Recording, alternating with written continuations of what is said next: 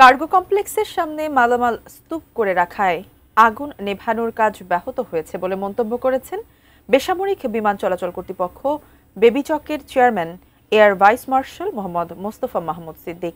Fire সার্ভিসের যানবাহন প্রবেশে বাধা দেওয়ার অভিযোগ ভিত্তিহীন বলেও দাবি করেন তিনি। এদিকে বিমানবন্দরে ৯ নম্বর গেট দিয়ে পণ্য খালাসের কাজ চললেও নানা ভোগান্তির অভিযোগ আমদানিকারকদের। সূর্যের প্রচণ্ড খরতাপ, তার মাঝেই বিমানবন্দর থেকে খালাস হচ্ছে সানোফির ভ্যাকসিন। এই টিকাগুলো ২ ডিগ্রি সেলসিয়াস তাপমাত্রার নিচে সংরক্ষণ ও পরিবহনের বাধ্যবাধকতা লেখা আছে মোড়কের গায়ে। আমদানি কার্গো কমপ্লেক্সের আগুনে বিমানবন্দরের কোল্ড স্টোরেজ পুড়ে যাওয়ায় এখন রোদের খরতাপেই খালাস হচ্ছে জীবন রক্ষাকারী ঔষধ সহ পচনশীল নানা পণ্য।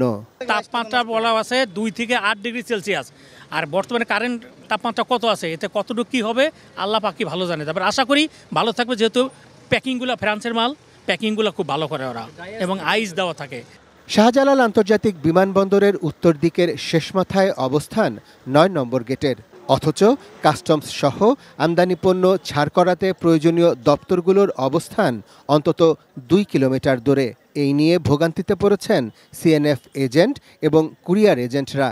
আবার আগুন থেকে রক্ষা পাওয়া পণ্যগুলোর যে তালিকা টাঙিয়েছে বিমান বাংলাদেশ এয়ারলাইন্স, এ যেন ভোগান্তির আরেক ধাপ। আমরা এক্সপোর্ট করি, রপ্তানিকে যারা আমাদের অর্ডারগুলো দিচ্ছে, এই অর্ডারগুলো আমরা সময় মতো আসলে ফিল আপ করতে পারবো কিনা, আসলে এটা আমরা সন্দেহের ভিতরে আছি।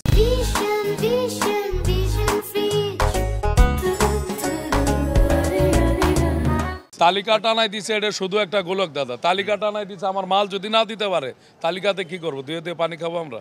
এদিকে সকালে নিজ কার্যালয়ে আয়োজিত এক সংবাদ সম্মেলনে আগুন লাগার ঘটনা ও তা সময়মতো নেভাতে না পারার দায় নিলেন না বেবিচকের চেয়ারম্যান। জানালেন, বিমানবন্দরের যে এলাকায় আগুন লেগেছে সেখানে বেবিচকের কোনো নিয়ন্ত্রণ নেই।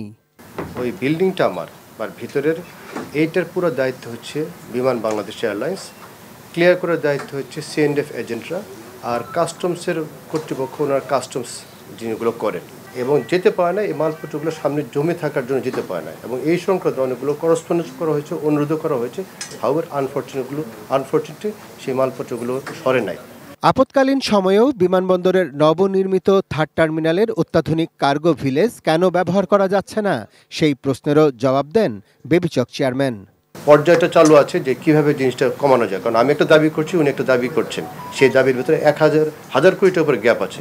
সেই গ্যাপটা পূরণ হয়ে গেলে এবং যে আপনার বিচারাধীন বিষয়টা আছে সেটা ক্লিয়ার হয়ে গেলে তারপরে টেক ওভার করতে পারবো, তার আগে আমি টেক ওভার করতে পারবো না ভাই। কার্গো কমপ্লেক্সের কুরিয়ার সেকশন থেকে আগুনের সূত্রপাত হয়েছিল বলেও প্রাথমিক ধারণার কথা জানান তিনি। সেই ২টা ভেহিকেল ৮ নম্বর গেটে বাইরে রাখা হয়েছে।